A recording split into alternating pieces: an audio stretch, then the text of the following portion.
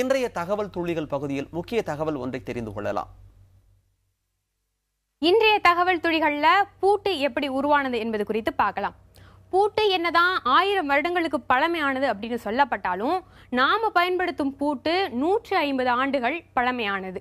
British அரசு 1817ஆம் ஆண்டு யாராலும் திறக்க முடியாத பூட்டு ஒன்றினை கண்டுபிடிப்பவர்களுக்கு பரிசு வழங்கப்படும் அப்படின்னு பூட்டு போட்டி ஒன்றினை அறிவிக்கிறாங்க. இந்த போட்டியில ஜெரிமியா சப் அப்படிங்கிறவரு போட்டியாளரா பங்கேற்கிறாரு. யாராலும் திறக்க முடியாத ஒரு பூட்டினையும் கண்டுபிடிக்கிறாரு. பிரிட்டிஷ் அரசு இதனை சோதிக்க சிறையில் அடைக்கப்பட்ட சில திருடர்களிடம் இந்த பூட்டை உடைப்பவர்களுக்கு விடுதலை வழங்கப்படும் அப்படின்னு தெரிவிக்கிறாங்க. ஆனா இந்த பூட்டை யாராலையும் உடைக்க முடியலையாம். அதன் பிறகு இந்த மாதிரியான பூட்டு உருவாக்கப்படவே இல்லையாம். காரணம், எங்க இப்படி ஒரு பூட்டை உருவாக்குனா திறக்க முடியாம போயிடுமோ அப்படிங்கிறதுனாலதான்.